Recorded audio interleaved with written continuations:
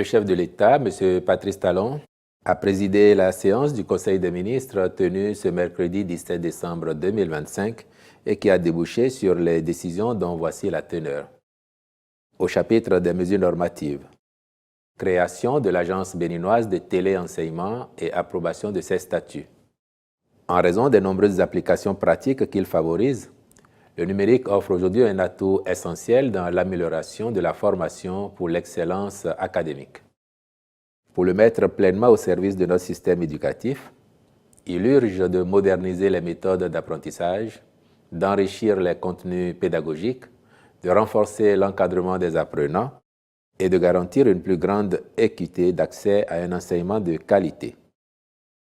Pour ce faire, le téléenseignement sera déployé dans les 3 niveaux du système éducatif, l'enseignement maternel et primaire, l'enseignement secondaire technique, y compris la formation professionnelle et l'enseignement supérieur. Il s'appuiera sur des partenariats stratégiques avec des institutions nationales et internationales afin de mutualiser les meilleures pratiques pédagogiques et d'assurer une mise en œuvre progressive, solide et pérenne, axée sur la qualité. En vue d'assurer une bonne coordination du dispositif au niveau des 3 ordres d'enseignement, il est apparu pertinent de créer une agence. Celle-ci aura pour rôle de promouvoir l'accès à une éducation de bonne facture à travers le téléenseignement, en renforçant les infrastructures numériques existantes et ou en créant de nouvelles, compte bien tenu de l'accompagnement des enseignants et apprenants. L'agence conduira la mise en œuvre opérationnelle du téléenseignement dans le supérieur dès la rentrée académique 2026-2027. Cette première phase constituera un jalon décisif dans la transformation numérique du système éducatif béninois, en ce qu'elle permettra de tester, d'ajuster et de consolider les dispositifs avant leur extension progressive aux autres sous-secteurs.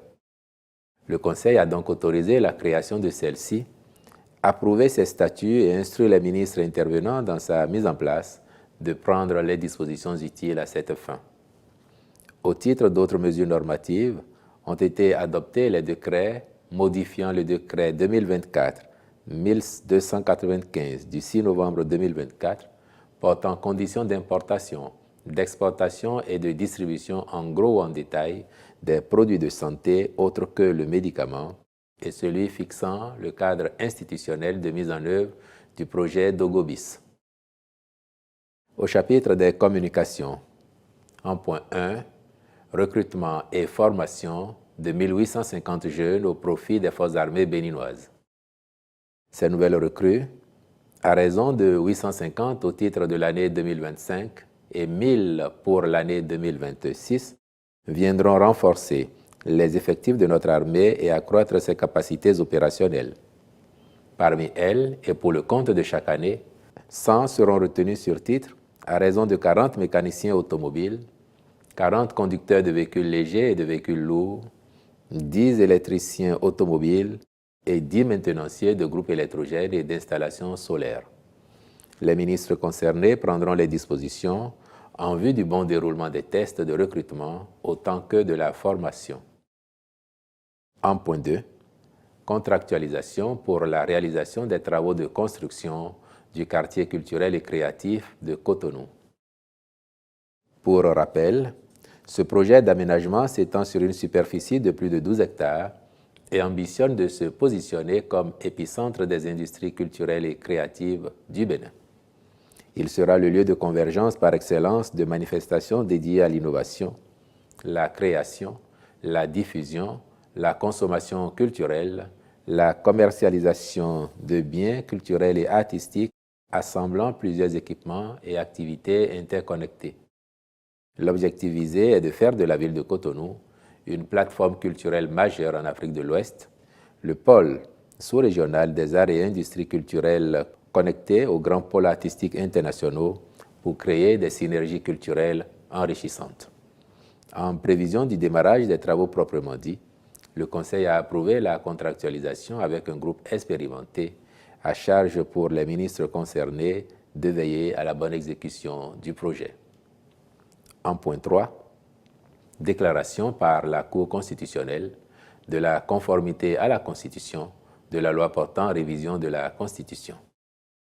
Le chef de l'État a informé le Conseil que la Cour constitutionnelle a procédé à l'examen des différents recours qu'elle a enregistrés à la suite du vote de la loi du 14 novembre 2025 révisant et complétant la Constitution du 11 décembre 1990. À l'issue de cet examen, elle a déclaré la dite loi conforme à la Constitution en toutes ses dispositions.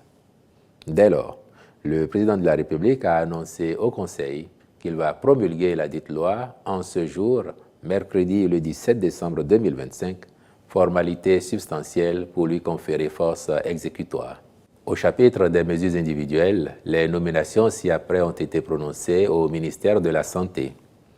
Directrice générale du Centre national hospitalier et universitaire de psychiatrie de Cotonou, Madame Tchélié Elvire Clicquot. Directeur général du Centre national hospitalier et universitaire de pneumophysiologie de Cotonou, Monsieur Degla Deluxe Gildas Agodopessi, je vous remercie.